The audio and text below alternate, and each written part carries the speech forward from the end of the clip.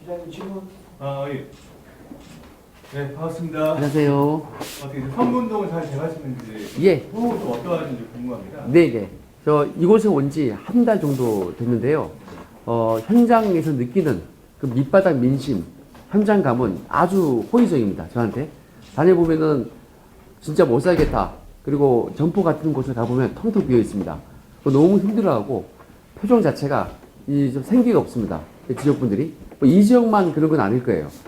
거기서 나오는 반감과 저에 대한 기대감, 그리고 제가 그동안 보여왔던 그런 용기와 소신 있는 모습에 대해서 기대감을 많이 좀 보여주시는 분들이 많습니다. 호감도를 나타내는 분들이 제가 한 3만 명 정도 이상을 만난 것 같은데 한 80% 정도는 저한테 호감을 아주 보여주고 있습니다. 호응이 좋습니다. 어떻게 보면 정치적으로는 신인이신데, 네. 좀 어떻게 보면 저는 무게감이 있는 신인이라고 표현하고 싶은데요. 그 공익신고로 조국 전 장관의 감찰 범죄 사건 등 청와대 관련된 문제점 수십 건을 고발하셨는데, 네네. 정치를 하게 되는 가장 강력한 동기는 어떠신가요? 예, 두 가지로 말씀을 드리겠습니다.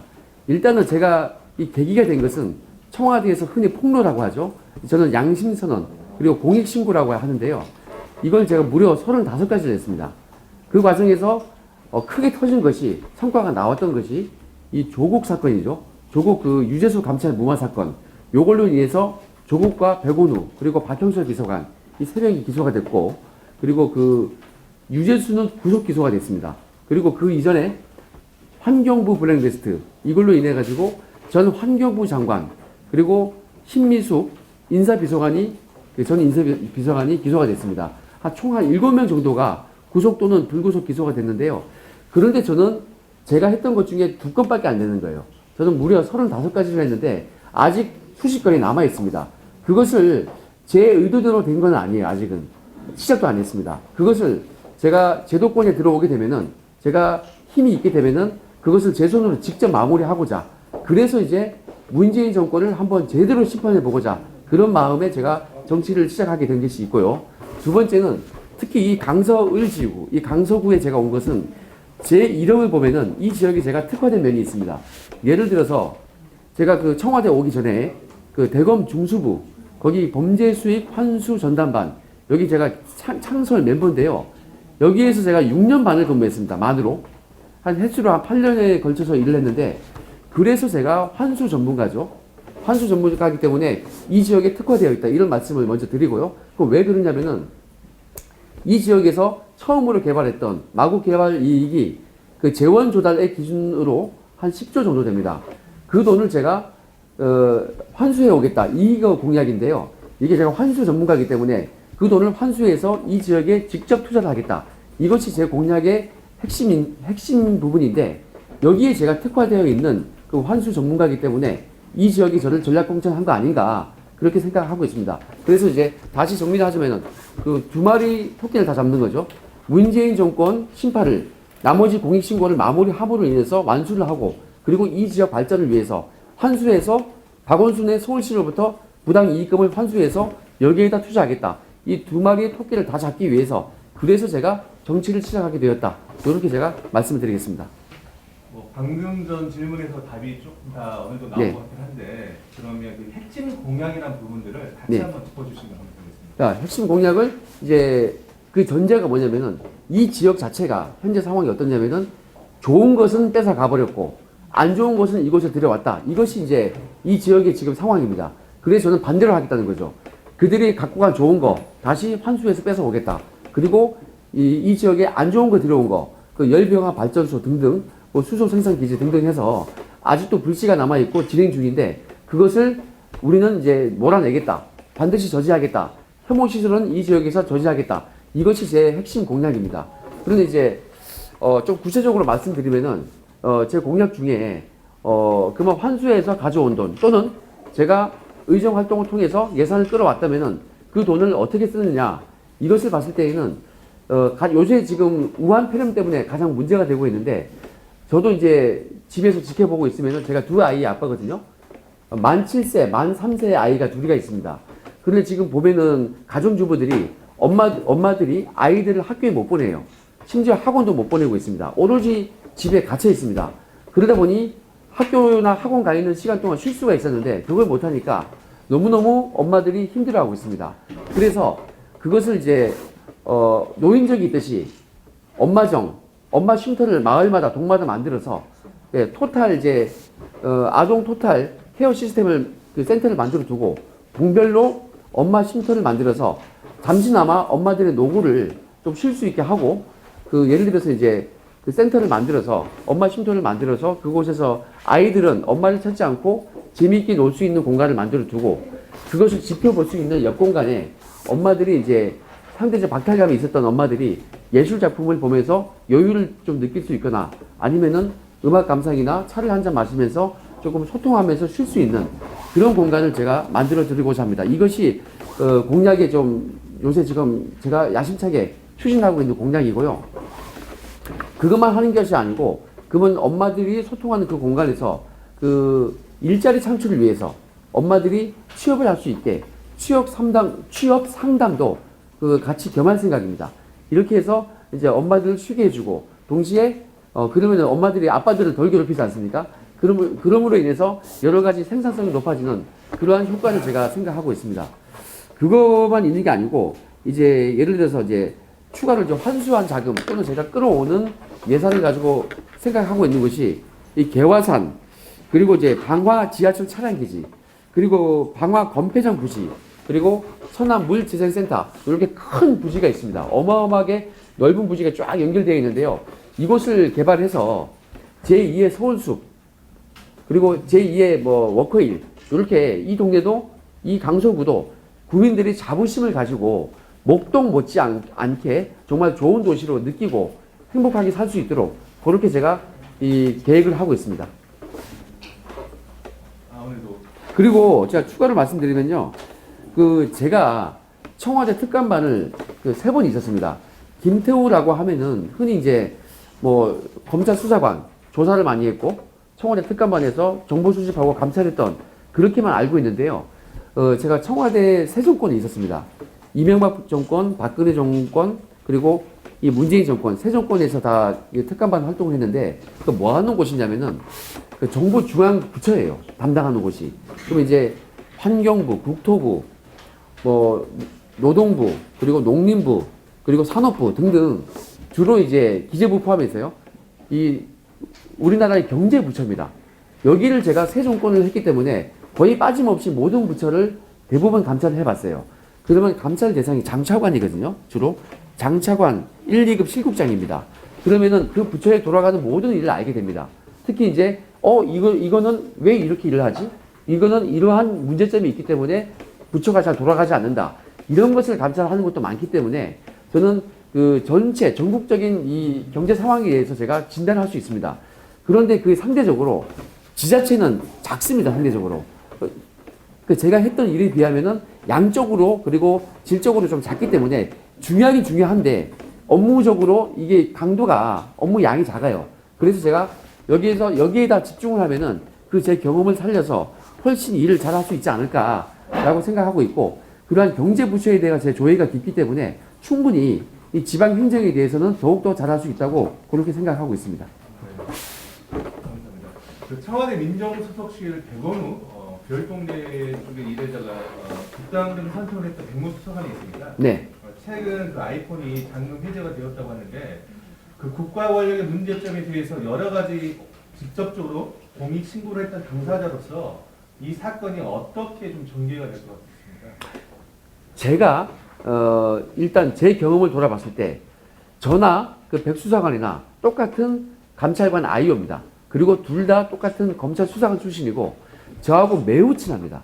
MB 정권 때 같이 특감반에서 일을 했던 같은 방 식구입니다. 그리고 아이오들은 혼자 다니기 때문에 우리 조직원들은 잘 몰랐는데 그 둘이서 정말 친했어요. 서로 도와주고 그랬던 관계이기 때문에 어떤 상황인지 제가 좀 압니다. 근데 제가 저희 상황을 돌아봤을 때 제가 뭐 계획적으로 뭐 폭로를 하고 그게 아니었어요. 저 같은 경우를 보면은 그 휴대폰 안에 엄청난 자료가 있었어요. 제가 의도하는 바는 아니었고 클라우드 시스템, 뭐 네이버 클라우드, 구글 클라우드 이런 것이 잘 되어 있기 때문에 여러 가지 증거, 보고서 이런 것이 다 구비가 되어 있었어요. 정보한 사람들이 휴대폰에 많이 그 민첩성 있게 활동하기 위해서는 휴대폰에 저장을 잘 해두거든요. 제가 아는 백수사관은 제가 식사를 할 때도 보면 항상 휴대폰을 보고 일을 하더라고요. 아마 어마어마한 것이 들어있을 것입니다. 특히 이제 그 창성동 별관 3층에 사무실이 있는데 저희 사무실 바로 옆방이에요. 그럼 제가 이제 아침마다 회의 끝나고 나면은 옆방 놀러 가요. 거기서 항상 차를 마시던 그런 사이였거든요. 그럼 이제 형 동생합니다. 저보다 4살 많기 때문에 형 요새 뭐 이렇게 보고서가 많냐 하고 물어보면은 뭐 대략적으로 뭐 저한테 얘기도 해주기도 했고 그랬어요. 근데 울산 사건은 제가 눈치를 챘는데 물어보니까 얘기를 안 해주더라고요. 알면 다친다면서. 그럼 제가 몰랐던 게 다행인데 그런 것으로 비추어 볼 때 그 뭔가 일을 하고 많이 자주 파쇄를 하더라고요. 아주 민감한 사건을 많이 했습니다. 그래서 저한테 야 여기 정말 위험한 곳이다 라고 저에게 여러 번 얘기를 했었습니다. 그리고 저희 같은 특감반은 오히려 덜 위험해요. 왜냐면은 대통령이 임명한 고위공직자에 대한 감찰이기 때문에 공공기관 그리고 대통령 친인척 감찰이기 때문에 그 외적의 일을 하는 건 사실 불법이잖아요. 그런데 불법을 했다고 제가 공익신고를 했던 거고. 근데 거기는 조금 애매모호한 부분이 많이 있어요. 그런데 그러다 보니까 범위가 끝도 없이 넓어지고 여러 가지 위험한 일을 시켰다고 저한테 그 식사 시간에 저녁 식사하면서 여러 번 저한테 얘기를 한 적이 있습니다. 그런 걸 비추어 볼 때 저의 경우도 그 수십 건의 증거가 나왔는데 그 아이폰에는 정말 울산시 그 지방선거, 그 부정선거 사건과 관련해서 여러 가지 정말 많은 증거가 있을 것으로 저는 생각이 됩니다. 그래서 그 파장이 정말 그것을 아마 제대로 그 선거 끝나고 나면은 본격적으로 수사를 더 하게 될 건데 어마어마한 파장이 있지 않을까라고 생각합니다. 특히 검찰이 뭐 현재로서는 뭐 수사를 잘 하는 윤석열 호 검찰이 수사 의지뿐만 아니고 그 수사 기법 또한 훌륭하기 때문에 분명히 이것을 명명백백하게 밝혀낼 것으로 기대를 하고 있습니다. 특별히 네. 새 정권 이명박 박근혜 문재인 정권 새 정권 동안 그 일을 네. 하셨는데 그러면 그 일이 특별히 문재인 정권에서 심했다는 아니면 이게 제가 예를 들어서 설명드리겠습니다. 제가 처음에 청와대를 간 게 MB 정권 민정수석실 특별감찰반이었어요. 그때 제가 검찰에서 수사를 하다가 그 스카우트에 갔는데 검찰에서 그 당시 MB 정권 실세 수사를 하다 갔습니다. 그런데 놀란 것이 실세 수사 첩보가 거기서 나온 거더라고요. MB 정권이 실세에 대한 비리 첩보를 거기서 생산했던 거예요. 제가 공무상 뭐 비밀 여부 뭐 이렇게 따질까봐 제가 뭐라고 얘기는 안 하겠습니다. 하여튼 실세 관련 첩보를 거기서 생산해서 내려보내서 제가 수사를 했던 거예요. 와보니까 여기서 만들어졌던 거네? 제가 놀랐습니다. 지금 이 정권과 비교해보면은 이 정권은 제가 정말 이 정권뿐만 아니고 여야 관계없이 많이 썼거든요. 친여, 친야, 성향 관계없이 정말 많이 일을 했습니다. 뭐 알려졌다시피 100수십 건을 제가 보고를 했는데 그 당시에 그런데 이 정권에서 친여 성향의 뭐 아시다시피 이 얘기 많이 했는데요. 그런 보고서를 쓰면은 친여 성향의 공직자에 대한 보고서를 쓰면은 한 건도 채택을 안 했어요. 예. 그래서 제가 너무 비교가 되는 거예요. 내가 처음 특감반에 이 정권 MB 정권 특감반에 왔을 때에는 배운 게 그건데, 이 현 정권 실세 비리 첩보도 여기서 써서 보냈는데 이 정권은 왜 이러지? 그래서 제가 정말 제가 충격적이었습니다. 근데 그 차이를 저는 이제는 알죠. 왜 그러냐면은 MB 정권 때와 박근혜 정부 때에는 민정수석 자체가 검찰 출신이 왔던 거예요. 그러니까 검찰 출신 특징이 저도 그렇고 비리했으면 처벌해야지. 이런 정말 강한 그런 게 있습니다. 그러니까 비리를 수사하는 사람으로서의 직업 의식이라는 게 있단 말이에요. 그래서 우리나라는 정치인보다는 직업 공무원들이 더 좀 뛰어나요. 제가 봤을 때는. 그런 직업 공무원 출신이 정무적 감각이라는 것을 돌리지 않고 내가 했던 직업 의식을 살려서 나쁜 놈이면 여야 안 가리고 이첩시키는 거예요. 그런데 이 정권에서는 민정수석이 누구였습니까? 정치인 출신이 왔던 거예요. 검사장 출신이든 검찰 간부 출신이 온 게 아니고 조국이라는 정치인이 와서 민정수석을 했기 때문에 정치적으로 우리 편이면은 봐주고 안 하고 유재수 보십시오. 우리 편이 아닌 거는 정말 냉정하게 해버리고 그렇게 했거든요. 해야 할 거는 안 하고 할 거는 안 하고 안 해야 될 건 했습니다. 그래서 이제 민간인 사찰 그리고 감찰 무마 이렇게 해야 될 건 안 했죠. 그런데 안 해야 될 거, 저 울산시 부정선거 사건 안 해야 될 건 했단 말이에요. 이게 거꾸로 했단 말이에요. 예, 이것을 제가 직접 보고 목격했기 때문에 제가 직접 경험한 거기 때문에 제가 뼈저리게 느끼고 있습니다. 그래서 제가 아는 분야만큼은 정말 이 보수 정권은 그래도 파렴치하지는 않았어요. 근데 이 정부는 정말 거꾸로 하지 않습니까? 우리 편은 절대 안 돼. 이게 무슨 뭐 사정기관으로서의 할 짓인지 제가 상당히 이것 때문에 충격을 많이 받았죠. 그래서 이런 파렴치함 때문에 제가 그 수십 건의 공익신고를 목숨을 걸고 한 겁니다. 예, 이상입니다. 이제 수백 건이 있다고 말씀하셨는데 그러면 그거는 이제 그 추가로 제가 면책 특권이 있으면요, 좀 부담 없이 할 수 있겠죠. 그래서 문재인 정권의 이 파렴치함을 더 보고 싶으면은, 그리고 이것이 어떻게 마무리가 되는지 그 보고 싶은 분들은 이 김태형한테 기회를 주시기 바랍니다. 예. 이거 좀 다른 질문인데 그 지역의 현안을 좀 많이 파악하셨을까요? 네네. 네. 현안 중에 한 두 가지 정도. 네. 네, 좀 말씀해 주시고. 가장 지금 이 지역에 문제가 되는 것이 그 혐오 시설이에요. 제가 생각에는. 그러니까 아까 제가 이미 말씀드렸는데 특히 열병합 발전소 여기는 이게 저 LNG 연료는 뭐 환경 친화적이다 이렇게 많이 알려져 있었는데 그게 지금 기류가 바뀌었죠. 언론에 많이 나와 있습니다. 이게 그 대기 중에 화학 작용을 일으켜서 화학 반응을 일으켜서 그 우리 그 호흡기 질환, 폐 질환을 일으킬 수 있는 미세먼지 등등 여러 가지 환경 오염 물질이 배출이 됩니다. 그렇기 때문에 이것을 제가 결세 반대하는 겁니다. 그 환경 영향 평가나 이런 걸 통해 가지고 적정하게 나오면 뭐 찬성할 수 있다고 말씀하셨는데 그거를요, 의도를 그것을 처음부터 공정하게 할지에 대해서 주민들에게 신뢰감을 주지 않았어요. 공청회, 설명회 이런 거 한테 해놓고 이 지역에서 한 게 아니고 그 열병합 발전소 주변 사람들한테 한 게 아니고 저 구석에 가서 몰래 하다가 걸려가지고 그 비대위 반대하시는 비대위한테 엄청나게 반발을 받고 막 그랬습니다. 신뢰감 주지 못했고 절차에 있어서 주민들과 충분히 소통이 안 됐어요. 그렇기 때문에 믿지 못하는 거죠. 예, 그래서 그 환경 영향 평가라는 것도 이게 저 환경부에서 한다거나 그러면 좀 나을 건데 이것을 강력하게 추진하고자 하는 서울시에서 하는 의뢰한 환경 영향 평가이기 때문에 조금 이게 신뢰감이 좀 없다고 봐야겠죠. 예, 그래서 믿지 못하고 있는 것입니다. 주민들께서 못 믿고 있는 겁니다. 그러면 두 가지 중에 하나는 지역 변화, 하나는 열병합 발전소, 또 네. 하나 지역에 현안이 있다는 그 질문에 없는 겁니다. 예. 예를 들어서 그 악취가 나고 있는 서남 물재생센터가 있어요. 거기에 이제 뭘 얘기하냐면은 이제 안 좋은 거 들어온다고 그랬죠.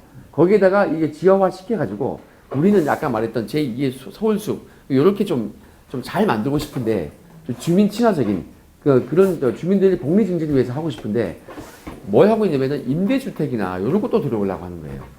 이 서울시에서는. 근데 가뜩이나 이 강서구가 서울시 전체 구 중에서 가장 높습니다. 임대주택 비율이. 이미 많이 있어요. 그러면은 이 두 가지로 볼 수 있죠.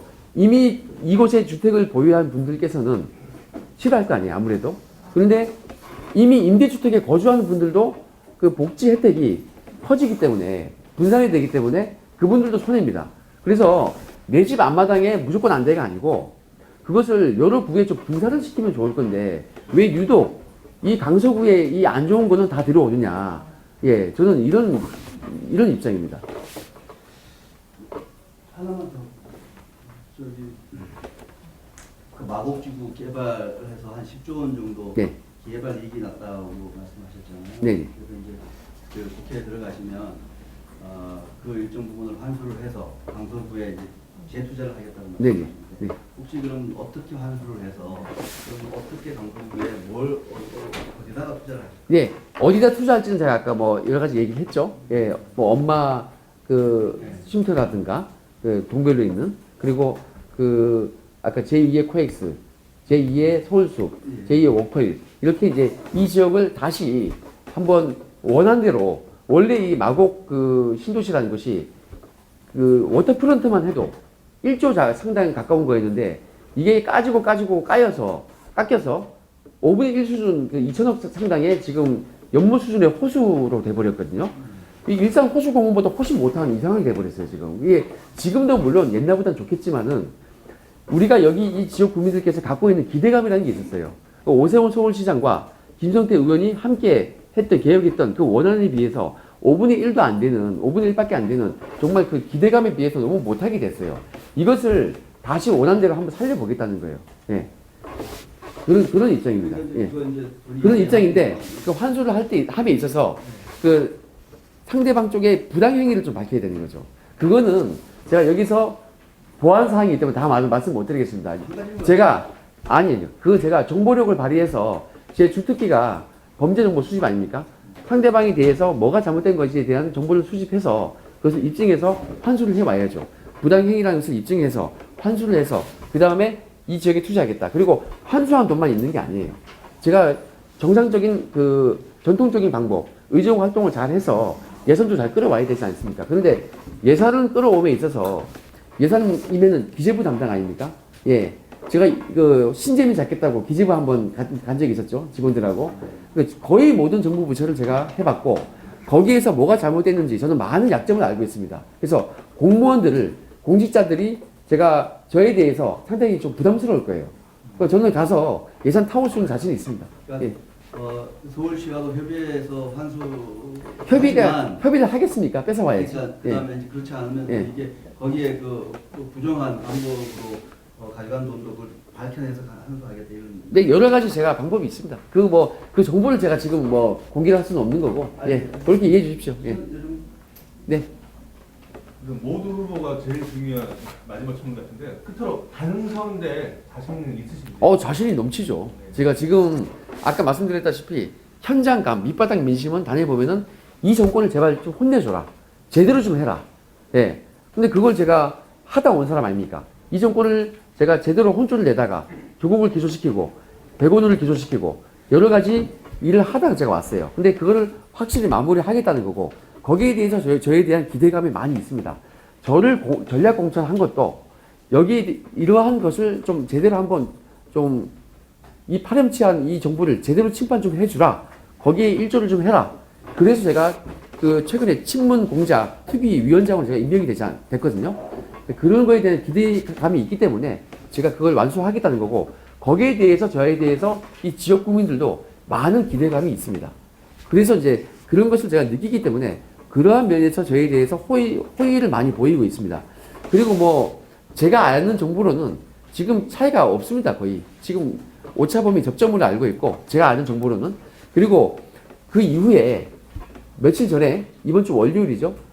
지난번 20대 총선 때 이 지역에서, 강서을 지역에서 국민의당 후보로 나왔던 김용성 후보가, 이분이 호남 분인데요. 호남 출신인데 이 중도 정당이고 호남 분이지 않습니까? 이분이 저희 선대 본부장으로 최근에 들어오셨습니다. 제가 임명을 했습니다. 그래서 그분이 그 당시에 14.8%를 득표하셨어요. 어마어마한 거죠.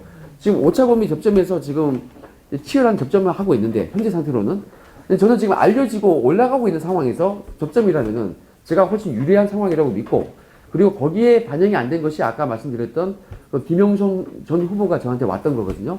그 당시에 15%가 다 오지는 않겠지만은 상당수가 중도표가 올 것으로 저는 기대를 하고 있습니다. 그럼 제가 충분히 승산이 있다고 저는 생각하고, 당선에 제가 자신감을 제가 갖고 있습니다.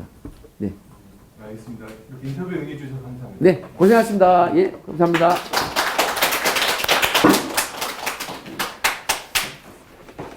방송 빨리 개방합니까? 예. 네. 이까지 오셨는데 맞을 수 있지 않으면 안 되니까.